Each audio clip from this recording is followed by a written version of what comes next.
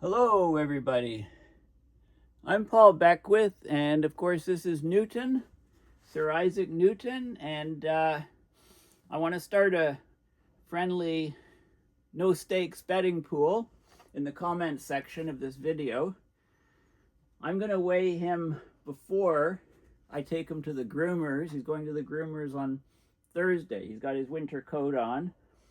You know, it's long overdue, but it's been so cold, I thought might as well wait. But he's got enough tangles now. He'll probably have to be shorn basically down just to peach fuzz to get rid of all the tangles next to his skin. So anyway, so the wager would be, I'm going to weigh him before, weigh him after, and that difference will be the fur, dry fur.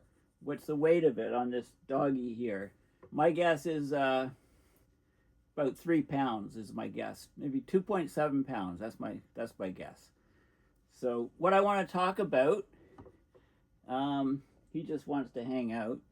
What I want to talk about in this video is the acceleration of global warming. So a new study has come out with Stefan Ramsdorf and Foster, a statistician, and they're arguing that the rate of global warming is now 0.35 degrees Celsius per decade versus 0.20 degrees Celsius per decade in the 70s onward. James Hansen shows, I think, that the warming has been, since 2015, the warming has been more like close to 0.41, I think, degrees Celsius rise in temperature per decade. And if you go to just the last few years, it's 0.5. But, will that keep up? So the Ramsdorf paper is interesting because it shows, it removes the effects of El Nino, La Ninas, which is the ENSO, standing ENSO, El Nino Southern Oscillation is what it stands for, basically the El Ninos and La Ninas. It removes that effect, which causes variability in the temperature record. It removes sunspot activity, solar activity, which is just a small correction. And it also removes volcanic eruptions, which, of course, put lots of sulfur dioxide into the upper atmosphere and cause the cooling of the planet for several years after they erupt, the big ones. So it removes all that variability to come up with a number that they're very confident in. So let's talk about that, and I'll compare what they say to what Hansen says. Hansen has a new post on a new chapter of his book, which I'm very eagerly waiting for. It's way overdue, but I think it'll be worth the wait. I think it'll be excellent. I may have to do a separate video on Hansen's, or I'll fit it in this one if I don't talk too much. So okay, I'm already not achieving that objective. So okay, so here we go. Of course, this is a very famous Wile E Coyote.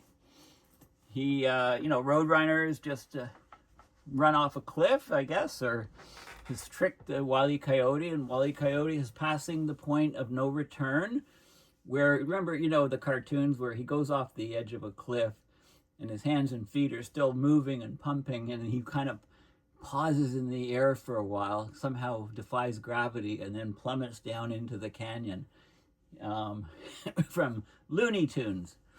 Okay, so this is, I love this image. I mean, talk about passing the point of no return. Okay, so that's from Looney Tunes, passing the point of no return. You can get lots of images of the cartoon, Looney Tunes. Okay, I guess that's Roadrunner, right? Here we go, the Roadrunner show. So there's a Roadrunner, there's Wile E Coyote, and there's probably some better images of him plunging over the cliff.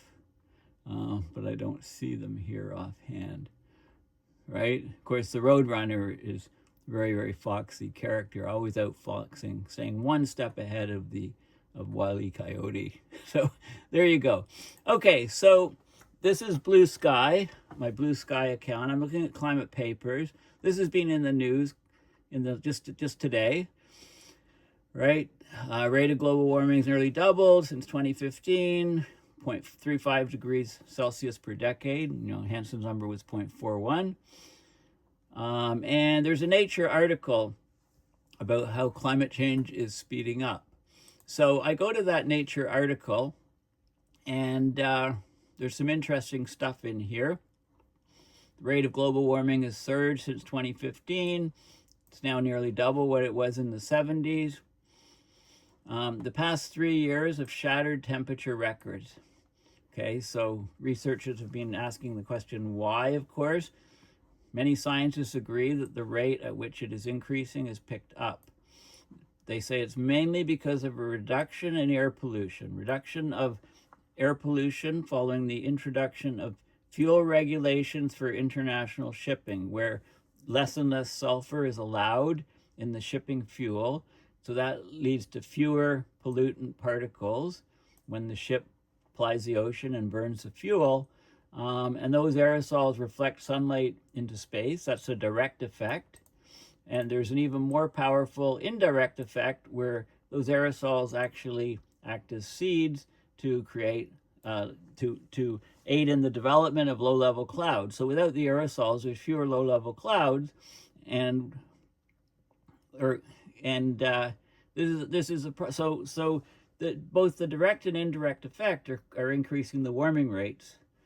You can practically see by eye that it's accelerated, says Stefan Ramsdorf. Now, he's at the Potsdam Institute for Climate Impact Research in Germany. So here's what we have. This is a temperature record, and look at the record going back to 1940, rise here, and look at the last 3 years. Average of the last 3 years over 1.5 degrees Celsius. Strong El Nino year here added to the warming. So you can see where we are. So the acceleration is, you can see it by eye. Now, Ramsdorf teamed up with Grant Foster. He's a statistician from Maine, and they got a number of 0.35 degrees Celsius per decade, statistically accurate. They removed the effects of natural factors like weather events, like what they're talking about is El Nino, La Nina, volcanic eruptions, but also solar variation, solar sunspot cycles. And their paper was published in Geophysical Research Letters, and it's open source, the paper, but this article is not, a Nature article is not actually completely here. It's not open source. Well, you have to sign up, and I just didn't do that. So they removed the impact of the powerful El Nino, which contributed to record temperatures in 2023, 2024.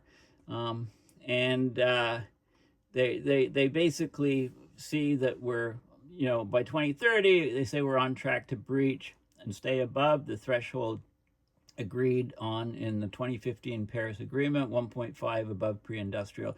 Their argument is that you have to be above 1.5 for a 20 years, a mean of 20. The 20-year mean has to be above 1.5. I mean, we saw you can go back to that graph I just showed you, in the last 3 years have average above 1.5, but you need 20 years, they say, for that claim to be done.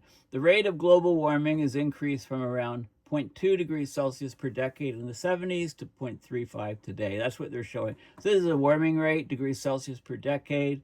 You can see 0.2 here, and this drop caused by sea surface temperature measurement, but then being above 0.2, if you take, this sort of time scale, average it to here, it's hovering about 0.2, but now it's 0.35. Hansen number is 0.41. One commonly cited estimate has a 0.27. Not everyone agrees with 0.35. This is how science works, right? People do their research and they check it, and more studies come out, and science advances, right? 2 steps forward, 1 step back, hopefully. Zeke Housefather, Berkeley Earth, he says the authors, their method is imperfect. There's some remaining effects and so on. And then this is it. They say that you have to log in to continue, and I didn't bother for that case. This because the paper itself up here is actually open access, open source in AGU, Geophysical Research Letters, okay, published by AGU. So this is GRL, the journal, and part of, and it's published by the AGU people, which is Advancing Earth and Space Sciences, American Geophysical Union. Global warming has accelerated significantly, okay, just first published March 6, 2026, which is yesterday. Okay, so abstract. Recent record hot years have caused discussion over whether global warming has accelerated. Previous analysis found acceleration, i.e. an increase in the warming rate, but not at 95% confidence level because of the natural variability. So they took out the three main natural variability factors: El Nino and La Nina, volcanism, and solar variation. So the data is less noisy, right? It's more smooth, and it shows that there's been an acceleration with over 98% confidence, faster warming over the last 10 years than during any previous decade. Okay, so there you have it. I mean, plain language summary. I think the abstract's pretty plain language. So during the last decade, the rate at which the Earth is warmed has increased substantially. Removing the variability, natural variability factors, the increase is statistically significant, 98% confidence, and they say that we'll exceed 1.5, and when their definition is for an average of 20 years by 2030.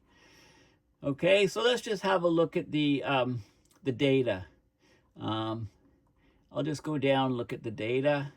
Okay, so there's methods. This is the key graph here. Okay, so this, at the top, we have unadjusted data from 5 data sources, and below we have the adjusted. Okay, so look at the variability here and the rise, and we're well over 1.5 here. There's 5 different data sets here.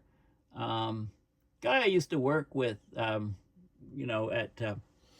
University of Ottawa, Robert Way, they used to have Way and his buddy on here, like a 6 data set. I guess, he's moved on to other things. But they used to often have 6 data sets, and my buddy was behind the 6th one. Robert Way, well, colleague. Okay, so there's variability here.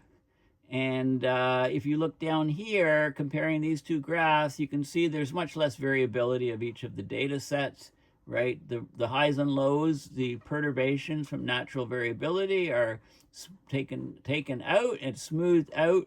So you can have higher probability of what's going on from this nicer data set. But you can still see it sloping upwards.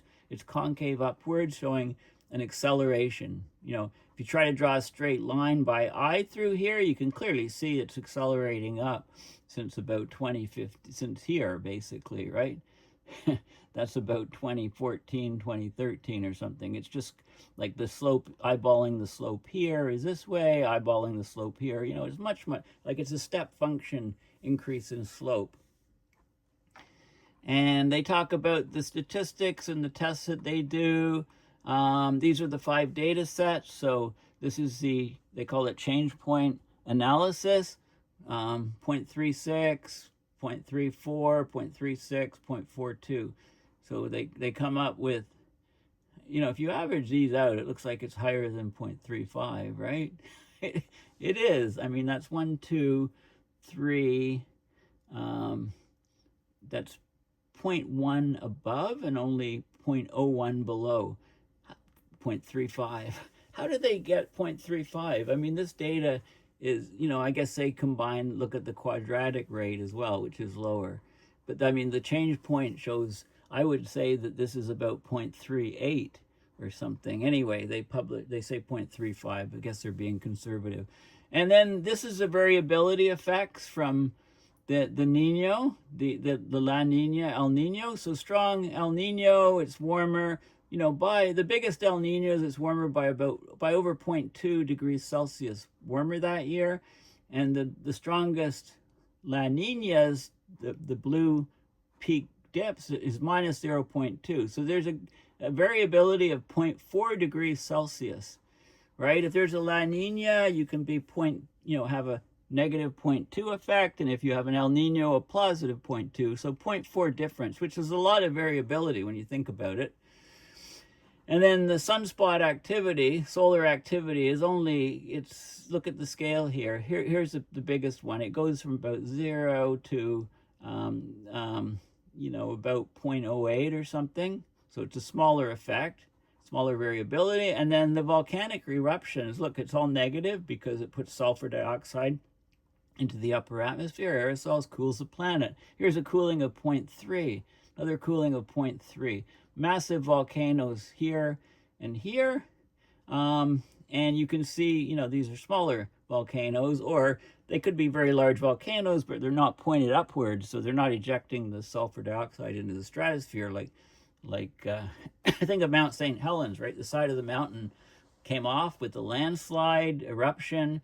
A lot of that blast was directed at an angle up and didn't all go, so it wasn't such a climate altering event, right? You have to have the eruption going straight up to get the sulfur dioxide up to have these big effects. And then the time period, it can cool for several years, 3 to 5 years, a drop of temperature of 0.3 degrees Celsius. Okay, so when you take all that out, you get the smoother curve.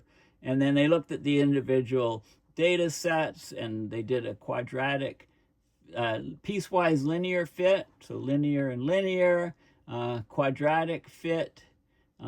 It's sort of like a quadratic equation, but it's not sloping that much here. And then windowed linear, and then the actual data linear, so you can analyze it using different methods. I mean, the PLF change point model is what they were most confident in, and they did that for all the different data sets from 1900 on. So they get this 0.35. And they talk about what other previous studies have done. So this is a very significant paper that was just published online yesterday. So you don't have to read it now. You can just watch my video. Or if you don't believe what I'm saying, maybe I'm full of it, you can read the paper and come up with your own conclusion, right? That's how science works. Now, what is James Hansen doing? Okay, so James Hansen, I've gone pretty quickly, so I think I'm going to cover what James Hansen has done all on one video. I won't do a separate video. So this is his James Hansen Columbia. Look for him. You can find his website. And this is a little bit of a description. Columbia Climate School, Climate, Earth, and Society. He's a director, Climate Science Awareness and Solutions, affiliated with NASA Goddard Institute for Space Studies, JISS, adjunct professor. I think he's still teaching. He directs a program, trained in physics and astronomy, space science program of Dr. James Van Allen. You heard of Van Allen? Van Allen belts, very famous Van Allen radiation belts. His early research on the clouds of Venus, identify their composition as sulfuric acid. Late 70s, he's been focusing on Earth's climate, especially human-made climate change. And he testified in the 80s to Congress, and has won all kinds of awards. He's recognized for speaking truth to power, for identifying ineffectual policies as greenwash, and for outlining actions that the public must take to protect the future of young people and other life on our planet. A hero, a climate hero. Okay, so, and he's not paying me for this video. Like, disclaimer, right? I'm not just James Hansen cheerleader, although I could be. I mean, he's that good. So this is some of his recent posts on his blog. I'll talk about this one first, which shows a temperature graph, and then I'll talk about this one, which is his most recent post from yesterday. So we'll talk about that here, because I've been zipping through. We're not even at 20 minutes into the video. Okay, so looking at this link here, a recent post. This is his curve. He's showing the curve, the actual 12-month running means, a much longer. So he takes a longer running mean, and then he does the fits and stuff and projections. So this is a linear fit, 0.18 degrees Celsius per decade from 1970 to 2010. This is a linear fit. If you take a linear fit from 2010 to present, you get 0.3 degrees Celsius per decade. And if you take a fit from 2015 to present, you get 0.41 degrees Celsius per decade. So there you go. And this is what he's projecting for this year and the next couple of years, right? 2025 is right here. Next, he's projecting it to be well above. I mean, we already reached here 1.6, right? Way above the 1.5 target. Now we're looking at reaching, I don't know, you can eyeball it as well as me. I think this would be about 1.7, maybe 1.75, 1.8. You can expect that type of temperature. So we're, when the other guys say that we've reached 1.5, I think we'll be over 2 in the short, like on a few year time scale. Okay, so Hansen talks a lot about this sort of stuff. I mean, I covered this particular blog, 2026 temperature projections, ENSOs, and forecasts, and so on. I talked about this in a previous video. I'll just refer you to a previous video. You can check the date. February 6th, I probably did it, about a week after that or so. I'm usually pretty quick with doing videos on Hansen stuff. So anyway, I covered all this. And then this is his new post, which just came yesterday, where he's got the passing the point of no return. And let's talk a little bit about runaway climate, the point of no return. The Wile E Coyote stuff. The Roadrunner is basically, the Roadrunner is basically that's us, that's humanity. And Wile E Coyote is humanity, it's us, and the Roadrunner is the fossil fuel companies, I guess. They're just out maneuvering society. So some very powerful people, very powerful companies. Now they've got social media companies and AI stuff on their side, and they're causing all kinds of wars and killing all kinds of people, and one of the big root causes is fossil fuels, right? It doesn't matter what they say. We know that's what it is. Hey, did you hear that Cuba is getting solar panels from China? China's got a big program, I think, to ship solar panels. Now, I haven't confirmed that. Somebody just told me that, and it might be worth a separate video. Who needs oil if you've got solar panels and wind panels, and you can, that you can't be held hostage by other countries, by the orange guy. Okay, so runaway climate, the point of no return. Runaway climate has a new meaning. It's a climate system pushed beyond the point of no return, when devastating consequences for young people are locked in, impossible to avoid. Young people, that's what Hansen's all about. He's staying young at heart by advocating so strongly for young people, including his granddaughter, Sophie. Okay, so in fact, he's doing his whole book named after her. Okay, so he talked about the Venus atmosphere. What do the Goldilocks planets tell us? So Storms of My Grandchildren is a fantastic book. It's Hansen's first book. Published over a decade ago now, I believe. So anyway, so here we have Mars, Earth, Venus, greenhouse gas effect on each. The Mars atmosphere very thin. It's about 5 degrees Celsius, the greenhouse gas effect. Earth, we're 33 degrees Celsius. We would be at minus 19 degrees Celsius on Earth if we had no atmosphere. Luckily, we have an atmosphere and oceans, and we were at a comfortable 15 degrees Celsius on average, which is a 33 degree Celsius effect from the greenhouse gas effect. And of course, water vapor is a huge greenhouse gas and part of the system. Venus, no oceans burned off, so it's hard to take the carbon out of the atmosphere. Because of the oceans and the weathering and stuff, carbon, we have a balance, and the greenhouse effect hasn't taken off. Here, runaway greenhouse effect, 500 degrees Celsius, 96% of the atmosphere is CO2, and the atmosphere is way thicker than ours. So Mars, Venus, and Earth are the Goldilocks planets. Too hot, too cold, too hot, and just right. These planets reveal how a planet's surface temperature depends on atmospheric gases as well as the planet's distance from the sun. Physics is energy balance. A planet sends back to space as infrared heat radiation the solar energy that it absorbs. Okay, a balance.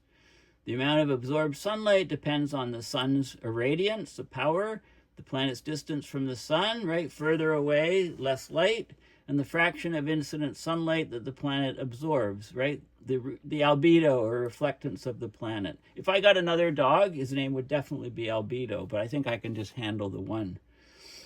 The planet's surface temperature is given by Stefan Boltzmann law.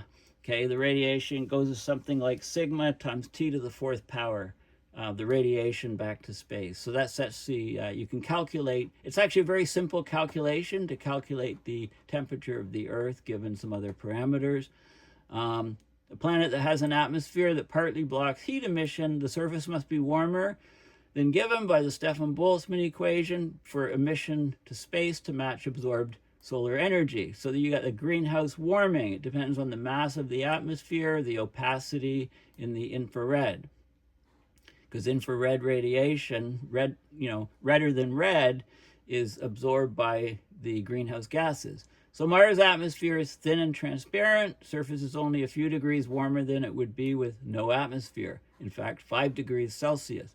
Venus has a thick atmosphere, 96% CO2, sulfuric acid clouds, which Hansen is the one who discovered that, and water vapor that absorbs at wavelengths where CO2 absorption is weak. So 500 degrees Celsius is Earth has greenhouse warming of about 33 Celsius, enough to change Earth from an ice ball. So it would be an ice ball with no atmosphere, and we'd be at minus 19 degrees Celsius, but we're actually, we were at 14. Now we're closer to 15 and 15 and a half rising. This is average temperature. How did the planets get to this situation? Can Earth end up like Venus, a lifeless hothouse? Well, Venus was doomed to permanent climate hell once it lost its ocean.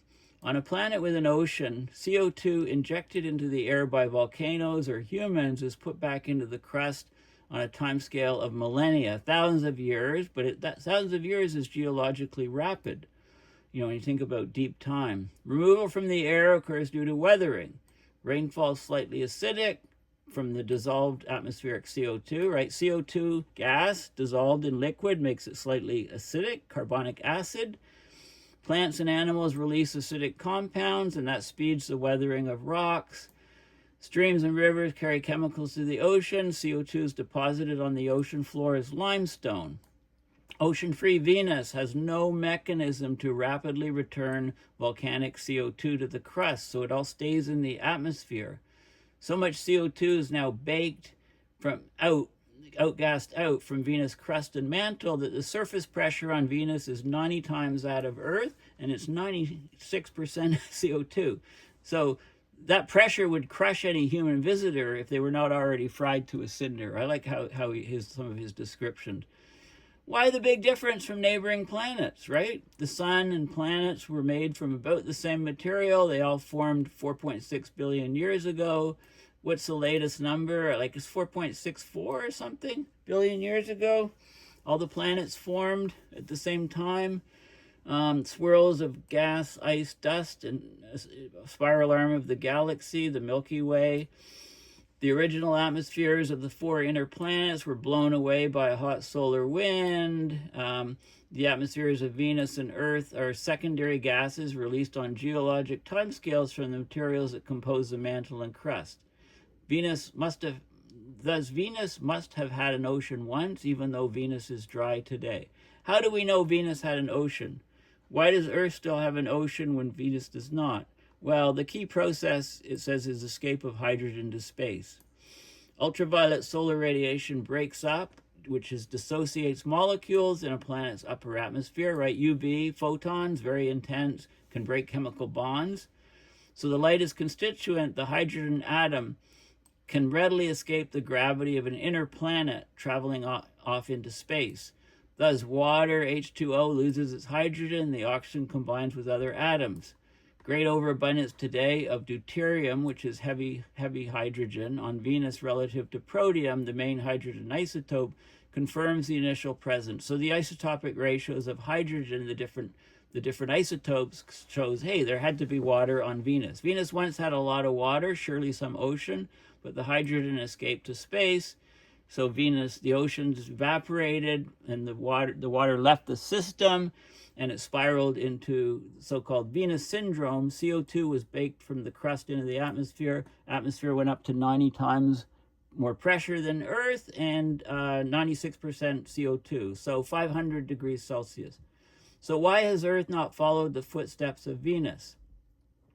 Will Earth suffer the Venus syndrome in the future? And then he goes on. Okay, so I think to answer that question, I think I'd like you to download the article and have a look at it. I don't want to spoil the punchline. This is a really cool plot here. This is global temperatures in Earth's atmosphere that was simulated. This is in 1950. I mean, we've known about this 75 years ago. They did this computer run. CO2 was 312 ppm, and this is what if you take the CO2, which was the control at that time, then you get you get a curve here, I believe. This is going up through the atmosphere, lower and lower pressure. This is at the surface, and this is what happens if CO2 is 8 times, CO2 divided by 8, CO2 divided by 4, the control run, and then this is much higher levels of CO2. So, 4 CO2 and so on. You can plot the curves out and see how they vary in the atmosphere. Really, really cool stuff. And then he talks about runaway climate change could happen if climate feedbacks are large enough.